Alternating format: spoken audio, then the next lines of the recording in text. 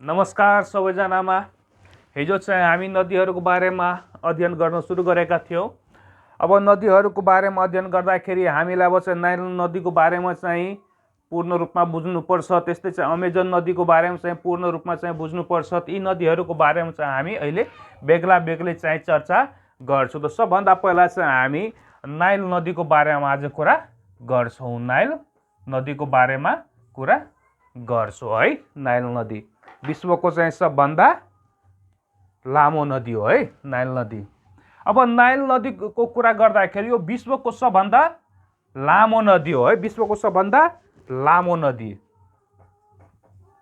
विश्वको सबभन्दा लामो नदी है। विश्वको सबभन्दा लामो नदी कुन हो भन्दाखेरि नाइल नदी हो है, जसको चाहिँ लम्बाइ 6690 किलोमिटर रहेको छ। जसको चाहिँ लम्बाइ 6690 किलोमिटर रहेको छ। के हो त यो यसको लम्बाइ हो है। 6690 किलोमिटर चाहिँ नाइल नदीको लम्बाइ रहेको छ है। यो अफ्रिका महादेशको है। अफ्रिकाको चाहिँ 11 राष्ट्र भएर चाहिँ बग्छ है। अफ्रिका महादेशको चाहिँ 11 राष्ट्र भएर बग्छ है। अफ्रिका महादेशको 11 राष्ट्र भएर बग्छ है। अफ्रिका महादेशको चाहिँ 11 वटा राष्ट्रबाट यो चाहिँ बग्छ नाइल नदी है। त्यस्तै चाहिँ मानव सभ्यताको सुरुवात है। मानव सभ्यताको सुरुवात यसै नदीको किनारबाट भएको मानिन्छ है। मानव सभ्यताको सुरुवात नाइल नदीकै किनारबाट भएको है मानिन्छ। मानव सभ्यताको सुरुवात नाइल नदीको किनाराबाट भएको मानिन्छ है। मानिन्छ मात्र। मानव सभ्यताको सुरुवात नाइल नदीको चाहिँ किनाराबाट भएको मानिन्छ है। त्यसपछि चाहिँ नाइल नदीको वरदान है। नाइल नदीको वरदान भनेर कुन देशलाई चिनिन्छ त्यो पनि हामीले बुझ्नुपर्छ। यो सोधिसकेको प्रश्न हो है। नाइल नदीलाई कुन देशको वरदान भनेर चिनिन्छ है। नाइल नदीलाई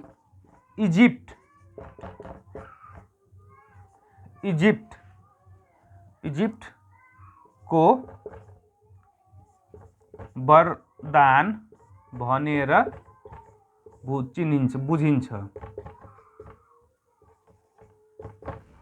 इजिप्टलाई नाइल नदीको वरदान भनेर चाहिँ बुझिन्छ है। अब चाहिँ यति कुरा बुझिसकेपछि अब चाहिँ हामीले नाइल नदीको उद्गम स्थान कहाँ हो है। यसको चाहिँ उद्गम स्थान कहाँ छ त? यसको चाहिँ उद्गम स्थानको कुरा गर्दाखेरि भिक्टोरिया तालबाट है। कहाँ छ त यो? भिक्टोरिया तालबाट चाहिँ नाइल नदीको सुरुवात भएको छ। भिक्टोरिया ताल। अनि यसको चाहिँ उद्गम स्थान यो हो भने यसको चाहिँ विलय स्थान कुन हो? विलय स्थान कहाँ गएर चाहिँ सकिएको छ यो पनि बुझ्नु जरुरी छ। विलय स्थान मध्य सागर है। विलय स्थान मध्य सागर भनेपछि भूमध्य सागर। भूमध्य सागर। ल यति कुरा यसमा जानिराख्नु एकदम जरुरी छ नाइल नदीको बारेमा कुरा गर्दाखेरि। अब हेर्नुस् त यहाँ विश्वको सबभन्दा लामो नदी भनेको चाहिँ हाम्रो नाइल नदी भयो है। विश्वको सबभन्दा लामो नदी जसको चाहिँ लम्बाइ 6690 किलोमिटर रहेको छ।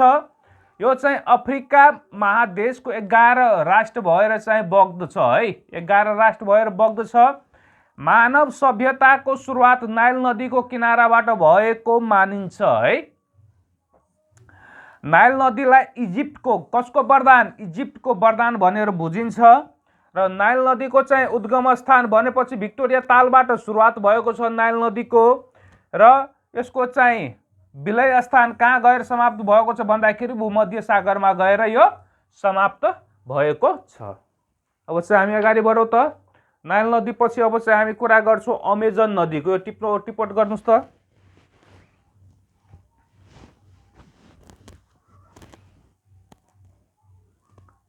ल अब चाहिँ हामी अगाडि बढौँ त।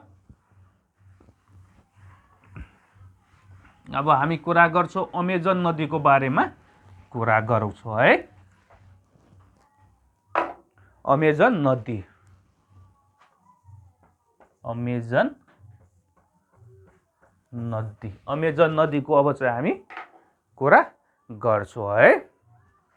अब यो चाहिँ अमेजन नदी भनेको चाहिँ के हो त? विश्वको सबभन्दा ठुलो नदी हो है। विश्वको सबभन्दा ठुलो नदी, विश्वको सबभन्दा ठुलो नदी। यो चाहिँ के हो त? विश्वको सबभन्दा ठुलो नदी है। विश्वको सबभन्दा ठुलो नदी कुन हो त? अमेजन नदी हो। र विश्वको दोस्रो लामो नदी है। विश्वको दोस्रो लामो नदी पनि हो। विश्वको दोस्रो लामो नदी। ठुलोमा चाहिँ सबभन्दा ठुलो, लामोमा चाहिँ यो चाहिँ दोस्रो हो है। र यसको चाहिँ लम्बाइको कुरा गर्दाखेरि 6400 किलोमिटर यसको लम्बाइ छ है। 6400 किलोमिटर यसको चाहिँ के छ त? लम्बाइ छ। 6400 किलोमिटर यसको के छ त? लम्बाइ छ है। र यो चाहिँ कतिवटा राष्ट्र भएर बग्छ? यो चाहिँ 6 राष्ट्र भएर बग्छ है। 6 राष्ट्र भएर बग्छ र 6 राष्ट्र भएर बगे पनि 60% भाग चाहिँ ब्राजिलमा पर्दछ है। ब्राजिलमा यो नदीको चाहिँ 60% भाग कहाँ पर्दछ भन्दाखेरि ब्राजिल है। त्यसपछि चाहिँ यसको उद्गम स्थान कहाँ छ है? उद्गम स्थान कहाँ छ र यसको चाहिँ विलय स्थान कहाँ छ त्यो पनि हामीले बुझ्नुपर्छ है। त यसको चाहिँ उद्गम स्थानको कुरा गर्दाखेरि एन्डिज पर्वतमाला है। उद्गम स्थान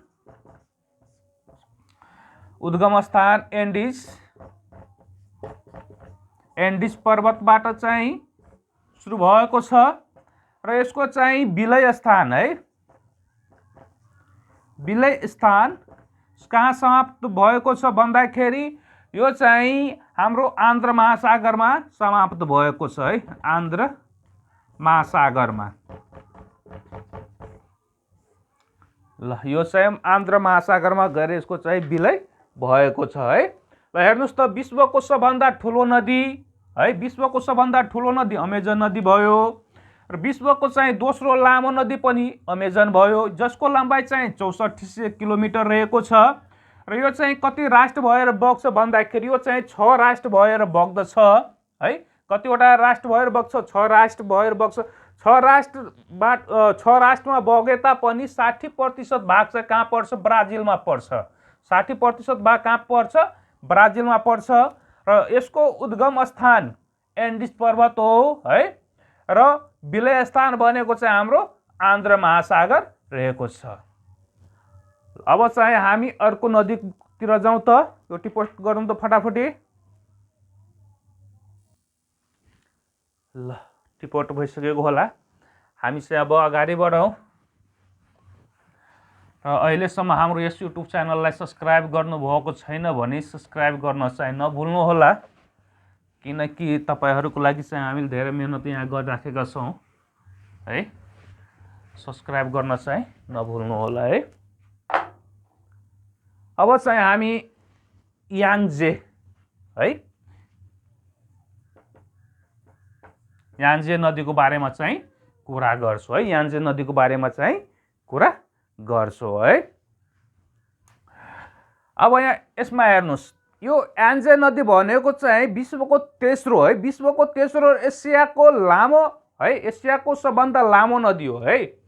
विश्वको तेस्रो, विश्वको तेस्रो लामो नदी, एसियाको सबभन्दा लामो नदी है, एसियाको सबभन्दा लामो र ठुलो नदी है, लामो र ठुलो नदी, लामो र ठुलो, ठुलो छुटिसकेको थियो है। त्यसपछि चाहिँ यो यान्जे नदी पर्छ कहाँ? यो यान्जे नदी चीनमा पर्छ। कहाँ पर्छ? चीनमा पर्दछ है। कहाँ पर्छ? यो चीनमा पर्दछ र जसको चाहिँ लम्बाइ 6300 किलोमिटर रहेको छ। 6300 किलोमिटर चाहिँ यसको लम्बाइ छ है। 6300 किलोमिटर के छ त यसको लम्बाइ छ। साथसाथै अब हामीले यसमा के बुझ्नुपर्छ भने विश्वको है सबभन्दा ठुलो जलविद्युत योजना 3 गर्जेस जलविद्युत योजना यहाँ निर्माण भएको छ है। 3 गर्जेस विश्वको सबभन्दा ठुलो जलविद्युत योजना 3 गर्जेस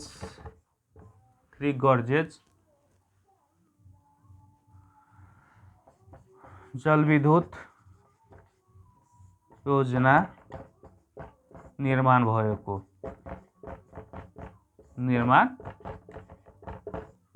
है। विश्वको सबभन्दा ठुलो है, विश्वको चाहिँ सबभन्दा ठुलो यो चाहिँ जलविद्युत योजना हो जुन चाहिँ यान्जे नदीमा चाहिँ सम्पन्न भएको छ, जसको नाम चाहिँ 3 गर्जेस रहेको छ है।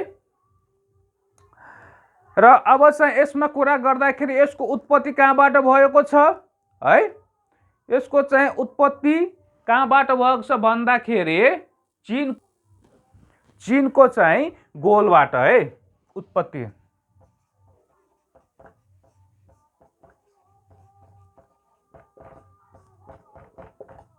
गोलबाट भएको छ भने यसको चाहिँ विलय स्थान है, विलय स्थान कहाँ छ?